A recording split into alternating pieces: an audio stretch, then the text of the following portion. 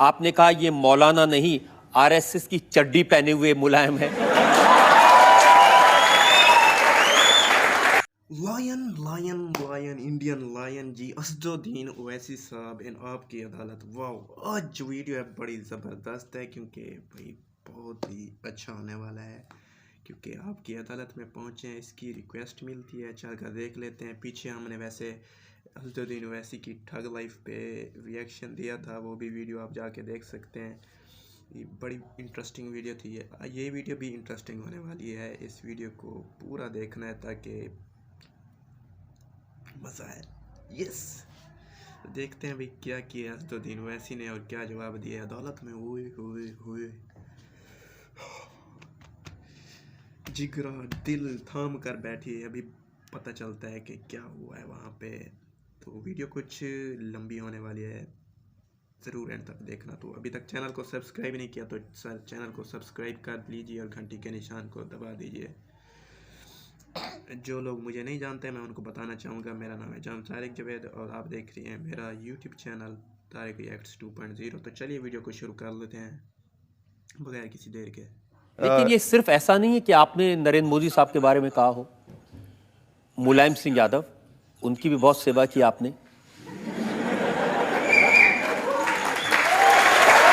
वो भी दिखा दीजिए। मैं उसकी बानगी भी अदालत में पेश कर देता हूं। आपने कहा ये मौलाना नहीं आरएसएस की चड्डी पहने हुए मुलायम है।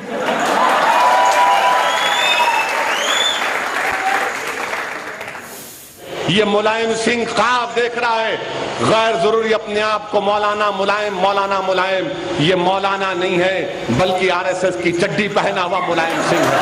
इसको शिकस्त देना है आजमगढ़ की आवाम को, और आजमगढ़ की आवाम को बताना है कि आजमगढ़ शिबली की सरजमीन है।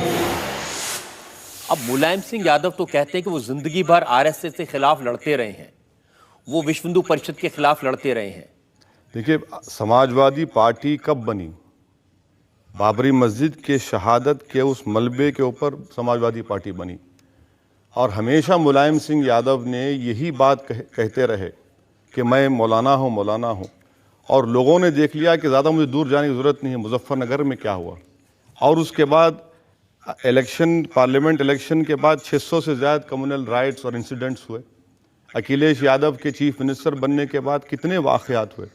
इसके बावजूद भी जो पार्टी अपने आप का बड़ा दावा करती है कि हम मुसलमानों के बहुत बड़े हमदर्द हैं, हर एतबार से वो लोग नाकाम साबित हुए।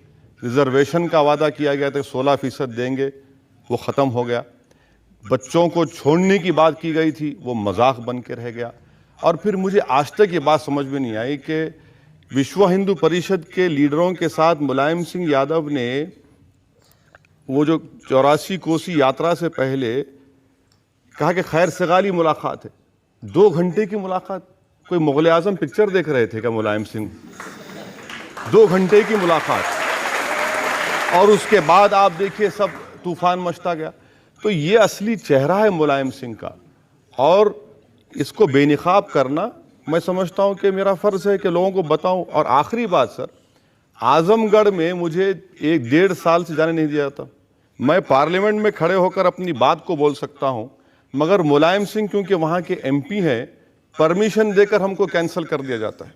4 मरतबा हो गया आज़मगढ़ में। आप आग लगा देंगे आज़मगढ़ में जाएंगे तो? नहीं सर, अगर मैं आग लगाता हूं, अगर मैं आग लगाता हूं या फिर मुलायम सिंह को मैं नीचे गिराता हूं, ये तो वक्त तय करेगा।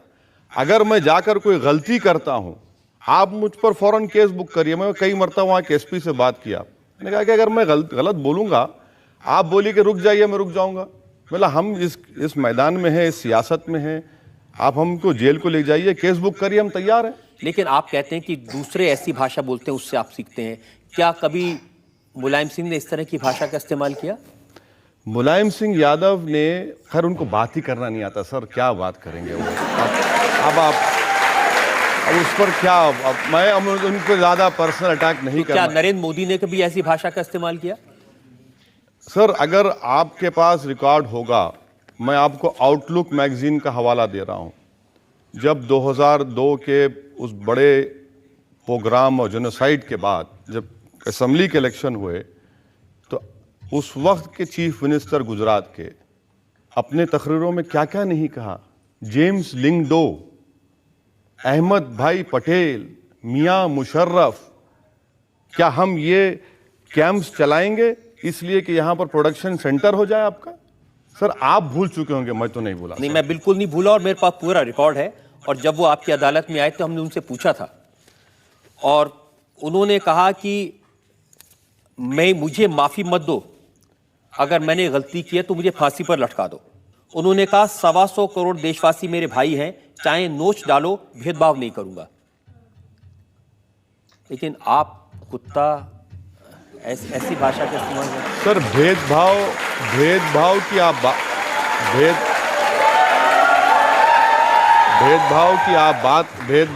बात कर रहे हैं। मुझे एक बात मुझे बता दीजिए, क्या हिंदुस्तान का वजीर आजम पार्लियामेंट में खड़े होकर प्रेसिडेंट एड्रेस के डिबेट में ये जुमला जेब देता है उनको कि 1200 साल की गुलामी? क्या मतलब था उसका? 1200 साल की गुलामी से हमको आजादी मिली। 650 साल तो मुसलमान भी हुकूमत की है इस मुल्क में, तो क्या वो भी गुलामी थी? मैं मानता हूं अंग्रेजों के खिलाफ हम तमाम ने मिलकर लड़ा, वो गुलामी का वक्त था, मगर उसको आप 1200 साल की बात करते। दूसरी बात, 15 अगस्त को लाल खिले से वजीर आजम ने कहा कि 10 साल का मॉरेटोरियम होना चाहिए कम्युनल राइट्स के ऊपर। 10 साल क्यों, 100 साल चाहिए, ले लीजिए।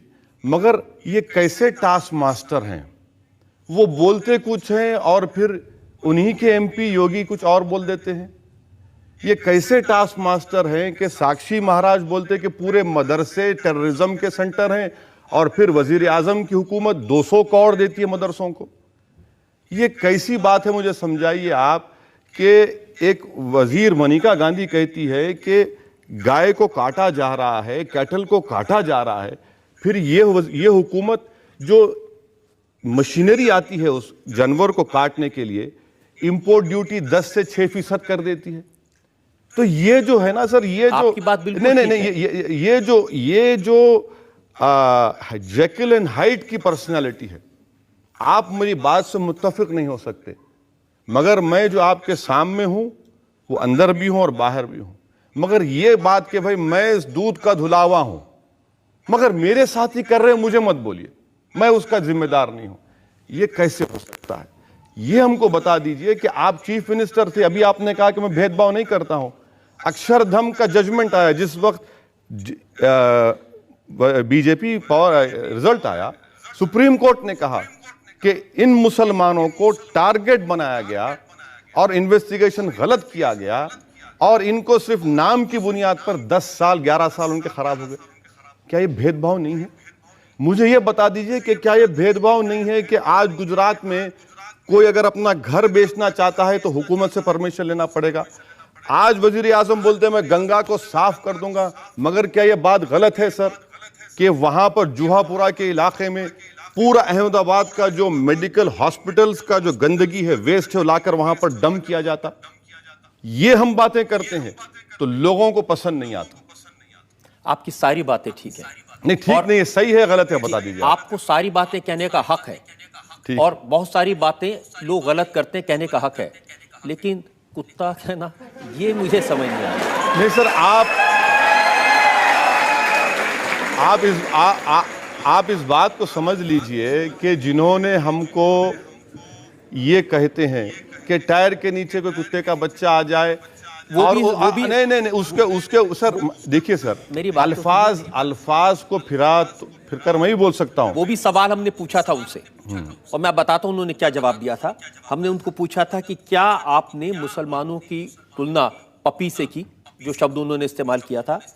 उन्होंने कहा कि मैंने किसी को पपी नहीं कहा, मैं तो अपनी संवेदना व्यक्त कर रहा था और मैं तो ये कहना चाहता था कोई चींटी मरती है तो भी दर्द होता है, तो ये कहना कि मैंने किसी को चींटी कह दिया, ये उनकी थिंकिंग हो सकती है। सर इशरत जहां का एनकाउंटर की फाइल जो आईबी के ऑफिसर के प्रोसिक्यूशन के लिए गवर्नमेंट ऑफ इंडिया में रुकी हुई है, दे दीजिए सैंक्शन दे दीजिए ना, कौन रोक रहा है आपको?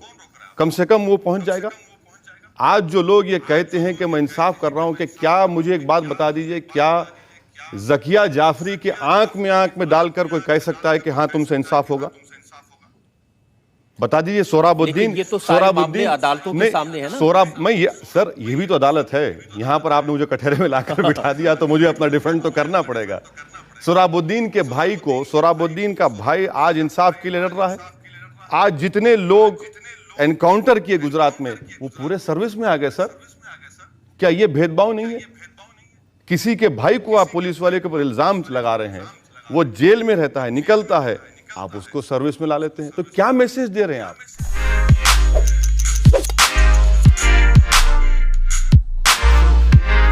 वीडियो आज की अच्छी तरह से एक्सप्लेन साहब ने। मैं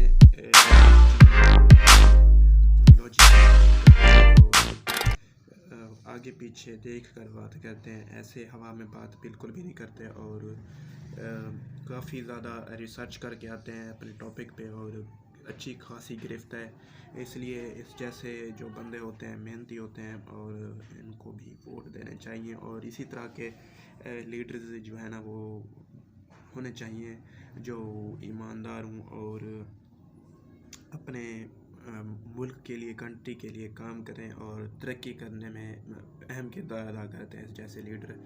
तो काफ़ी ज़्यादा वीडियो लंबी नहीं थी, पूरा एपिसोड नहीं है, लेकिन अगर आप चाहेंगे तो इसके पूरे एपिसोड पर भी हम बात करेंगे, जिस तरह से वो सवाल करते हैं। और ये जो एंकर हैं, इनका नाम शायद क्या है वो मुझे अब याद नहीं है, लेकिन वो कंट्रोवर्सी पैदा करने की कोशिश करते हैं या कुछ ऐसे सवाल करने की कोशिश करते हैं ताकि असदुद्दीन ओवैसी साहब जो है ना, उनका जो कॉन्फिडेंस है वो लूज़ हो और मैं इस पे चढ़ाई कर दूं। तो ऐसा बिल्कुल भी नहीं हुआ, और वो सब्र के साथ, तहम्मुल के साथ उन्होंने सवाल को सुना और हर सवाल का जवाब दिया। तो ये एक अच्छी खासियत होती है एक इंसान के पास ये गुण लाजमी होना चाहिए कि चाहे वो